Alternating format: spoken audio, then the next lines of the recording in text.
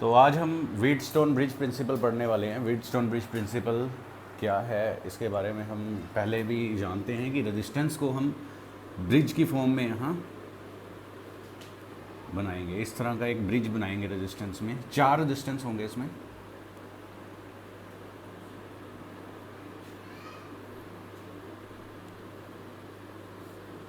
एक battery apply करेंगे यहाँ पे जिसकी EMF E हो, और एक की यहाँ पे, और इन दोनों टर्मिनल्स के बीच में हम एक टैपिंग की के साथ गैल्वेनोमीटर अटैच करेंगे जिसका रेजिस्टेंस G है। तो 4 रजिस्टर हैं हमारे पास यहाँ पे P, Q, R, S। ठीक है, इनके नाम दे देते हैं टर्मिनल्स के A, B, C, D। और अगर मैं इस बैटरी से I करंट चलवाता हूँ तो I करंट यहाँ से चल रहा है। सपोज़ कि I में से I1 करंट इधर चला गया और I माइनस I1 करंट इधर चला गया।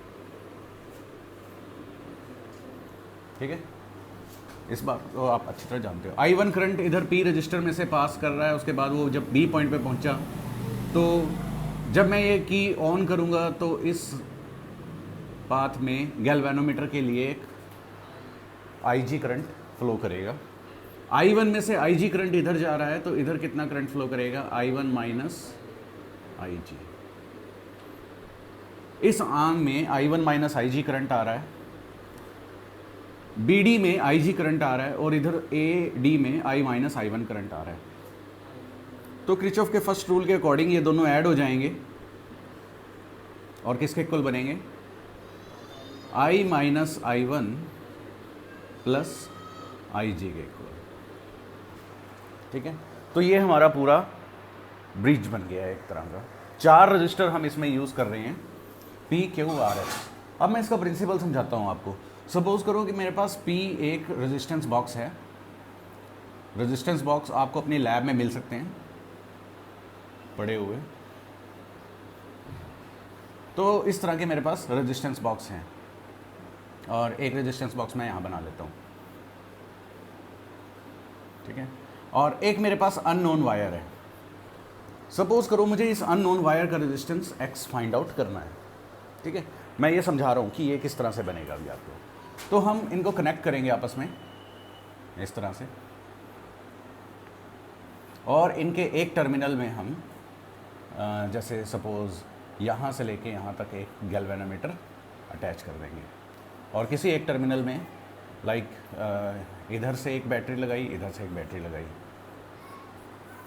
ठीक है, तो ये P है, ये Q है, ये R है, और ये यहाँ मैंने S लिखा हुआ है बट यहाँ वो X है। ठीक है, तो हो क्या रहा है अब देखो क्या होगा। जैसे सपोज कि मैंने यहाँ P में से रजिस्टर निकाला 1000 ओम। ठीक है, यहाँ कुछ रेजिस्टेंस कीज लगी होती हैं रेजिस्टेंस बॉक्स में, इनके ऊपर रेजिस्टेंस लिखे होते हैं कि इनकी कीज की वैल्यू कितनी है। मैंने यहाँ से 1000 ओम रेजिस्टेंस निकाला, यहाँ से मैं एक रेजिस्टेंस निकाल लूँगा। ठीक है, कुछ भी निकाल लूँगा। सपोज मैंने 100 रेजिस्टेंस निकाल लिया यहाँ से 100 ओम। क्लियर? अब क्या करेंगे, इस रेजिस्टेंस बॉक्स में से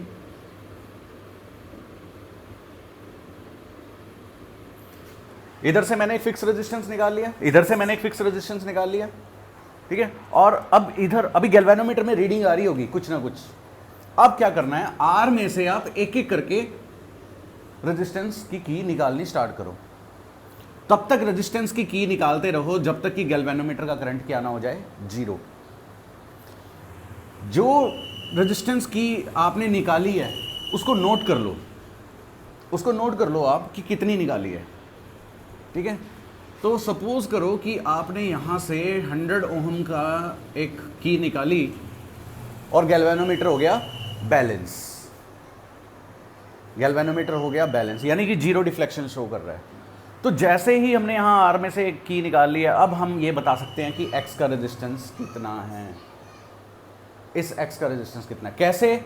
आपने क्या करना है, जो ऊपर वाले थे 1000 डिवाइड बाय 100, इनकी रेशियो कितनी आ रही है 10, इसकी रेशियो भी 10 आनी चाहिए। तो 100 डिवाइड बाय क्या आएगा यहाँ पे 10। तो इस x का रेजिस्टेंस कितना आ गया 10। दैट मीन्स इस ब्रिज का इस्तेमाल करके हम कोई अननोन वायर का रेजिस्टेंस फाइंड आउट कर सकते हैं। ये बात समझ आ गई आपको? अब यहां जरूरी नहीं है कि हर बार 100 ही निकलेगा। आप अगर यहां से 100 निकालते हो, यहां से कुछ और निकाल लेते हो, यहां से आप 10 निकालते हो या कुछ भी आपने इन दोनों में से अलग अलग निकालना है। एक में से बड़ी वैल्यू, एक में से छोटी वैल्यू निकालना, ताकि रेशो, आपको पता है ना रेशो निकालनी है यहाँ पे, समझे ना? कुछ भी कर सकते हो आप, यहां से कुछ भी निकालो, यहां से भी कुछ भी निकालो, उसकी पर्टिकुलर वैल्यू यहां होनी चाहिए इसके करस्पॉन्डिंग, यानी कि जो इनका डिवाइड करके आएगा, इनकी डिवीजन में भी तो वो वैल्यू होनी चाहिए। तो आप जब यहां से अलग अलग करके की निकालोगे, किसी एक की पे आपको गैल्वेनोमीटर क्या रीडिंग देगा 0, और वो रीडिंग नोट कर लेनी है आपने। उसके बाद हम फॉर्मूला लगाएंगे कि P/Q is equal to R divide by X। P आपको पता है, Q आपको पता है, R आपको पता है, तो X आप फाइंड आउट कर लोगे। तो समझ आ गया आपको किस लिए यूज होता है ये? तो अब हम इसकी एक डेरिवेशन करते हैं कि ये P/Q R/X कैसे आएगा। तो ये आपको बनाने की जरूरत नहीं है, ये तो सिर्फ समझाने के लिए था। तो व्हीटस्टोन ब्रिज प्रिंसिपल क्या कहता है कि जब हम कीज को प्रेस करेंगे, यहां पे इस की को और इस की को मैं नाम दे देता हूं, ठीक है। ऑन प्रेसिंग की K1, ऑन प्रेसिंग की K1 when galvanometer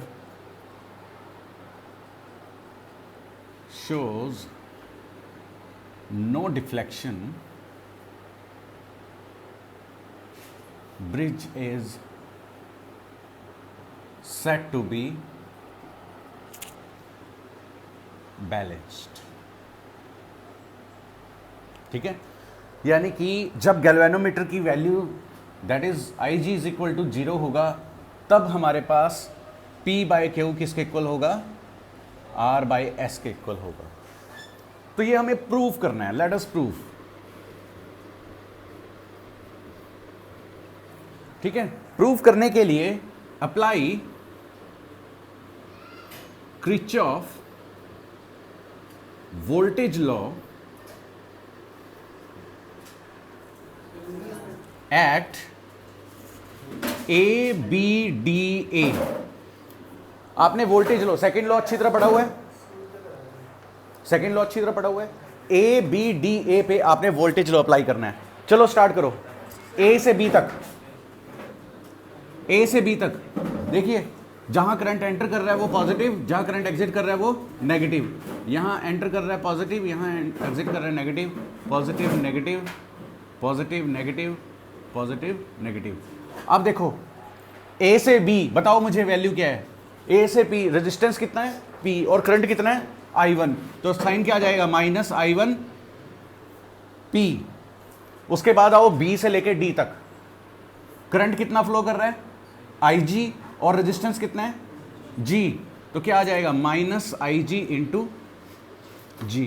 उसके बाद हमने जाना है D से A तक, D से A तक जाते वक्त plus I minus I1 into R, और इन सब का सम क्या होगा 0। ये बात समझ आई? किरचॉफ लॉ हमने अप्लाई किया किस पे ABDA पे, ABDA पे हमने किरचॉफ लॉ अप्लाई किया।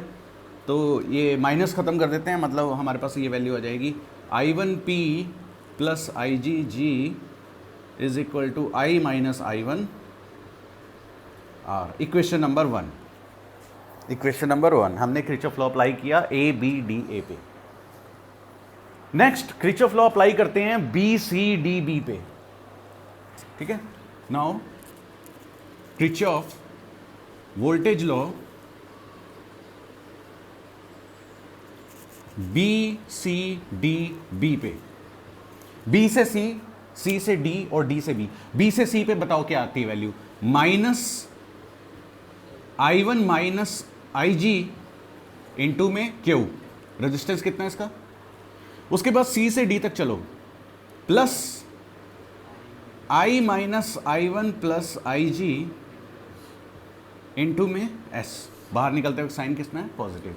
जब यहाँ जा रहे हैं हम तो plus I G G is equal to 0। तो यहाँ पे भी हम ये S वाला पार्ट इधर ले आते हैं, ठीक है। Minus I one minus I G Q plus I G G is equal to, तो इसको प्लस कर देते हैं, इसको माइनस, सो दैट कि ये है वैल्यू हमारे पास इस तरह बचे। ये इक्वेशन नंबर 2 बन गई। तो हमने किरचॉफ लॉ अप्लाई किया, इक्वेशन 1 और इक्वेशन 2 बना ली, ठीक है। मैंने बताया था आपको कि जब हम R की वैल्यू चेंज करेंगे, जब हम R की वैल्यू चेंज करेंगे एक पर्टिकुलर वैल्यू पे गैल्वेनोमीटर की डिफ्लेक्शन क्या हो जाएगी? 0। तो एट बैलेंस्ड कंडीशन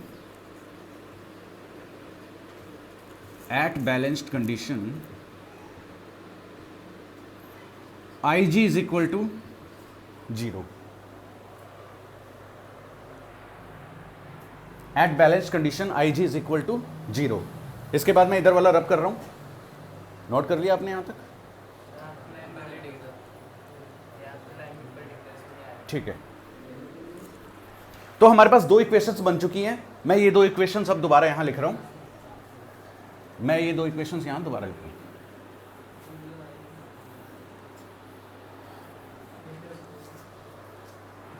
ध्यान से देखो 2 इक्वेशंस। मैंने कहा कि at balance condition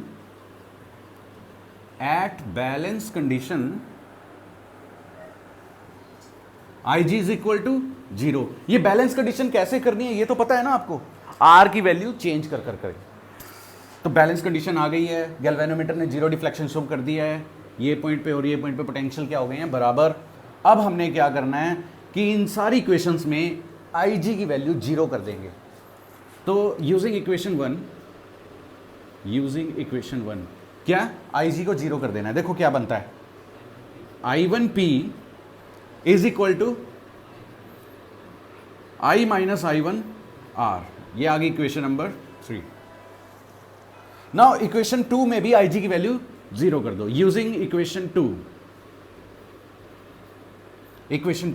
I1 Q, IG की वैल्यू 0 कर दी मैंने, यहां पे भी 0 कर दी, इधर भी 0 हो गया, ये is equal to I minus I1 into S। Equation number 4।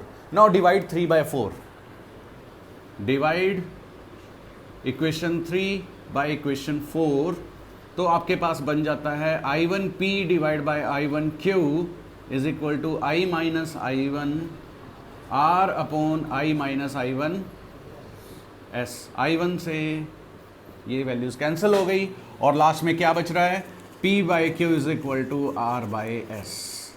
So this is the condition of balanced Wheatstone bridge. ठीक है, आई होप ये आपको समझ आया होगा। हमने इसमें किरचॉफ का सेकंड लॉ इस्तेमाल किया है।